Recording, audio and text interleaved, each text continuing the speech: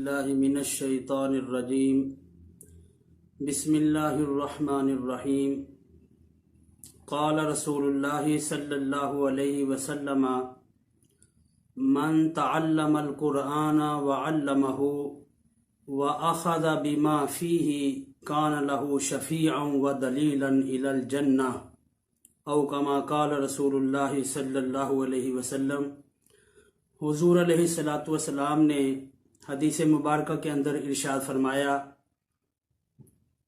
کہ جس نے خود قرآن پاک کے علم کو سیکھا اور دوسروں کو سکھایا، وَأَخَذَ بِمَا فِيهِ، اور جو کچھ قرآن کریم کے اندر ہے اس پر عمل کیا، كَانَ لَهُ شَفِيعًا وَدَلِيلًا إِلَى الْجَنَّةِ، تو قرآن کریم جو ہے یہ بندے کی سفارش کرے گا، شفاعت کرے گا اور اس کو جنت میں لے جائے گا۔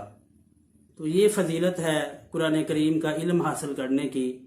تو حضرات محترم، جب اس علم کے حاصل کرنے کی اتنی فضیلت ہے تو پھر ہمیں اس کتاب کی تلاوت جو ہے وہ پورے اہتمام کے ساتھ کرنی چاہیے، اور اتنی دیر تک ہم اس کتاب کی تلاوت کو صحیح نہیں کر سکیں گے جب تک ہم تجوید کا علم حاصل نہیں کریں گے۔ آج جو ہے آپ احباب کے ساتھ نون ساکن اور نون تنوین کے قواعد جو ہیں وہ ذکر کرنے ہیں۔ قواعد سے پہلے ان دونوں جو نون ساکن اور نون تنوین میں تھوڑا سا فرق ہے وہ میں آپ کے گوش گزار کر دیتا ہوں کہ نون ساکن جو ہے یہ لکھا بھی جاتا ہے اور پڑھا بھی جاتا ہے، جیسے ون ہر، اس میں نون نظر بھی آئے گا، لکھا بھی گیا ہے پڑھا بھی گیا ہے، جبکہ نون تنوین جو ہے وہ لکھا نہیں جاتا مگر پڑھنے میں نون کی آواز آتی ہے، جیسے مؤمناتن، آخر میں تنوین ہے تو نون نظر نہیں آئے گا ہمیں لیکن اس کی آواز جو ہے وہ آتی ہے۔ ایسے ہی نون ساکن جو ہے یہ کلمہ کے درمیان میں بھی آ جاتا ہے اور یہ کلمہ کے آخر میں بھی آ سکتا ہے، جیسے انعمتا، لیکن نون تنوین جو ہے یہ صرف کلمہ کے آخر میں ہی آتا ہے، جیسے غفورن۔ اور نون ساکن جو ہے یہ اسم، فعل، حرف تینوں میں آتا ہے، جیسے الانبیاء، ینصر، من، لیکن نون تنوین جو ہے یہ صرف اسم کے آخر میں آتا ہے، جیسے کلیم۔ تو نون ساکن جو ہے یہ وقف میں بھی پڑھا جاتا ہے اور وصل میں بھی پڑھا جاتا ہے، جیسے سأنزل رب العالمین۔ اب عالمین پہ ہم نے وقف کیا لیکن نون پھر بھی یہ پڑھا جائے گا، جبکہ نون تنوین جو ہے یہ وصل میں پڑھا جاتا ہے اور وقف کی صورت میں اگر دو زبر ہوں تو ایک الف کے ساتھ بدل جاتا ہے، جیسے آبادن سے آبادا، اور اگر دو زیر یا دو پیش ہوں تو اس صورت میں یہ نون جو ہے یہ حذف ہو جاتا ہے، جیسے کلماتن لفظ ہے، ہم وقف کریں گے تو بن جائے گا کلمات، نون کی آواز ختم ہو جائے گی۔ ایسے ہی وسیلتن لفظ ہے تو اگر وقف کریں گے تو وسیلہ بن جائے گا، نون بالکل جو ہے حذف ہو جائے گا۔ تو یہ تھوڑا سا فرق تھا ان دونوں نونوں کا، نون ساکن اور نون تنوین کا۔ اب ہم قواعد کی طرف آتے ہیں۔ نون ساکن اور نون تنوین کے 4 قاعدے ہیں: اظہار، ادغام، اقلاب اور اخفاء۔ اظہار کا لغوی مطلب ہے ظاہر کرنا، یعنی کہ ظاہر کر کے پڑھنا، اور اصطلاح تجوید میں حروف کو اس کے مخرج سے بغیر کسی تبدیلی اور بغیر غنہ کے ادا کرنے کو اظہار کہا جاتا ہے۔ اور اس کا قاعدہ اس طرح سے ہے کہ جب بھی نون ساکن یا نون تنوین کے بعد حروف حلقی میں سے کوئی حرف آ جائے تو وہاں اظہار ہوتا ہے، اور یعنی کہ بغیر غننے کے وہ نون جو ہے پورا ہی پڑھا جائے گا، بغیر کسی تبدیلی کے وہ نون جو ہے ادا ہوگا۔ اور حروف حلقی 6 ہیں: حمزہ، ہا، عین، ہا، غین اور خا، یعنی کہ جب بھی نون ساکن یا نون تنوین کے بعد حروف حلقی میں سے کوئی حرف آ جائے گا تو وہاں جو ہے اظہار ہوگا۔ جیسے اس کی مثال جو ہے 6 حروف حلقی ہیں، 6 اس کی مثالیں بنتی ہیں، جیسے من آجلن، تو یہاں من آجلن میں نون ساکن کے بعد حمزہ آ گیا ہے جو کہ حروف حلقی میں سے ہے، تو بغیر کسی تبدیلی کے یہ نون جو ہے بغیر غنہ کے ادا کیا جائے گا۔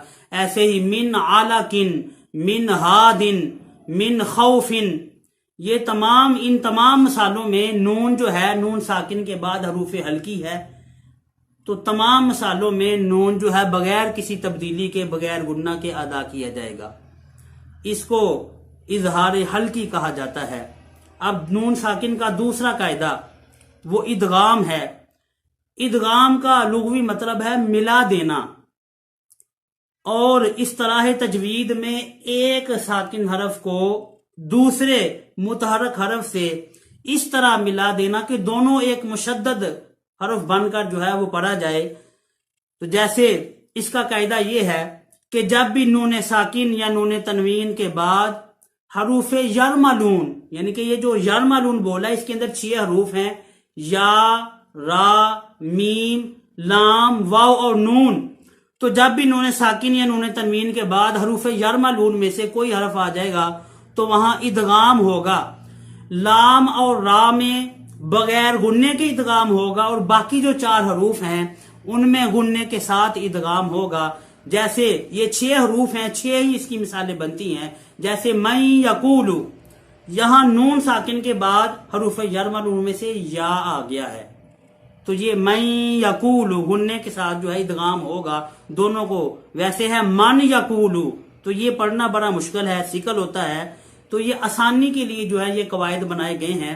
تو قاعدے کے ساتھ اگر ہم پڑھیں گے تو آسانی ہوگی، بن جائے گا من یقول۔ ایسے ہی آگے یرملون میں سے یا کی مثال، را کی مثال، من ربکا، تو را اور لام میں بغیر غنے کے ادغام ہونا ہے، یہاں ادغام ہوگا لیکن غنہ نہیں ہوگا، من ربکا۔ ایسے ہی لام کی مثال یقل لہ، من لدنہ، تو یہ لام کی مثالیں ہیں، اور را کی مثالیں ہیں من ربکا، من ربہم۔ لام اور را میں بغیر غنے کے ادغام ہوگا، باقی 4 حروف میں غنے کے ساتھ ادغام ہوگا۔ باقی حروف کی مثال جیسے نون ساکن کے بعد اگر میم آ جائے یرملون میں سے، میم مثلی، نون ساکن کے بعد اگر نون آ جائے حروف یرملون میں سے، من نصیر۔ ایسے ہی نون ساکن کے بعد اگر واو آ جائے حروف یرملون میں سے، جیسے من ورقل جنتی۔ تو حضرات محترم یہ ساری مثالیں جو ہیں یہ ادغام یرملون کی ہیں۔ آگے نون ساکن کا تیسرا قاعدہ جو ہے وہ اقلاب کا ہے۔ اقلاب کا مطلب ہے بدل دینا، حرف کو حرف سے بدل دینا۔ تو کس حرف کو بدلنا؟ کیونکہ یہ نون کا قاعدہ ہے تو نون کو بدلنا۔ قاعدہ اس کا اس طرح سے ہے کہ نون ساکن یا نون تنوین کے بعد جب بھی حرف با آ جائے تو نون کو میم سے بدل کے اقلاب کر کے غنے کے ساتھ پڑھیں گے۔ جیسے من بعدی، اصل میں لفظ تھا من بعدی، تو یہ پڑھنا ثقل ہے، مشکل ہوتی ہے، تو قاعدہ جو ہے یہ آسانی کے لیے ہوتا ہے۔ تو من بعدی میں نون ساکن کے بعد با آ گیا ہے، تو یہ نون جو ہے میم سے بدل کے غنے کے ساتھ اس کو پڑھا جائے گا، تو بن جائے گا من بعدی، من بقلیہا۔ من بقلیہا میں بھی اصل میں من بقلیہا تھا، تو نون ساکن کے بعد حرف با آ گیا ہے، تو یہ نون جو ہے میم سے بدل کے غنے کے ساتھ اس کو پڑھا جائے گا من بقلیہا۔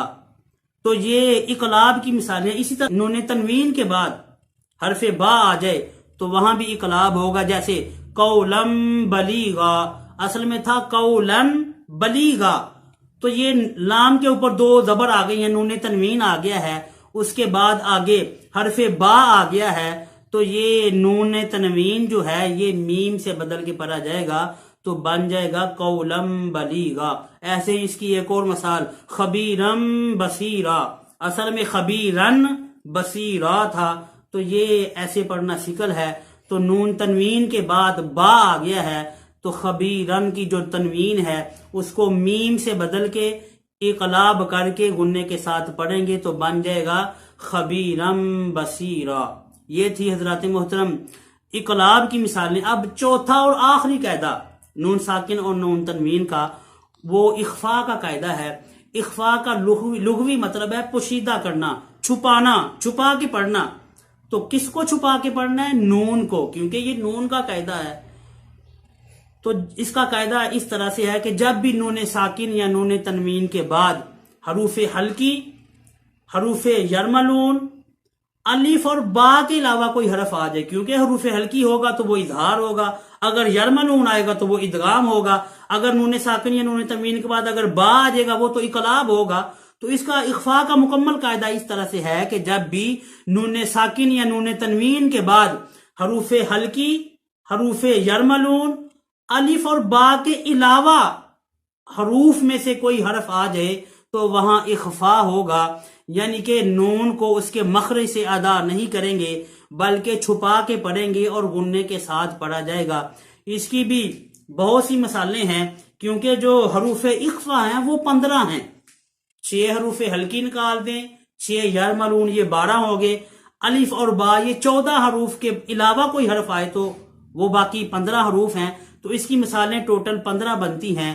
تو میں چند مثالیں جو ہے آپ کی خدمت میں پیش کر دیتا ہوں، امید ہے کہ سمجھ آ جائے گی۔ جیسے بالکل آسان سی مثال ہے، آنتا لفظ ہے، انتا نون ساکن کے بعد تا آ گیا ہے جو حروف ہلکی، یرملون، الف اور با کے علاوہ ہے، تو یہاں نون کو جو ہے چھپا کے پڑھیں گے۔ نون کو جب ادا کیا جاتا ہے تو زبان اس کے مخرج میں اوپر تالو پہ لگتی ہے، لیکن جب اخفاء کریں گے تو زبان جو ہے حضرات محترم تالو پہ نہیں لگنے دیں گے، اس کے مخرج میں نہیں لگنے دیں گے، یعنی کہ چھپا کے پڑھنا ہے، تو پھر اس طرح سے پڑھا جائے گا آنتا۔ ایسے ہی لفظ ہے انفسکم، ویسے ہے انفسکم، تو نون ساکن کے بعد حروف اخفاء میں سے حرف آ گیا ہے تو پڑھیں گے انفسکم۔ ایسے ہی من دون الناس ان کنتم، اس کی 15 مثالیں ہیں حضرات محترم۔ تو یہ اخفاء کی مثالیں ہیں۔ یہ آج جو ہیں نون ساکن اور نون تنوین کے 4 قواعد جو ہیں وہ آپ کے ساتھ شیئر کیے گئے ہیں۔ اللہ رب العزت کی بارگاہ میں دعا ہے کہ اللہ تبارک و تعالی ہم سب کو ان قواعد کو یاد کرنے اور دوسروں تک پہنچانے کی توفیق عطا فرمائے۔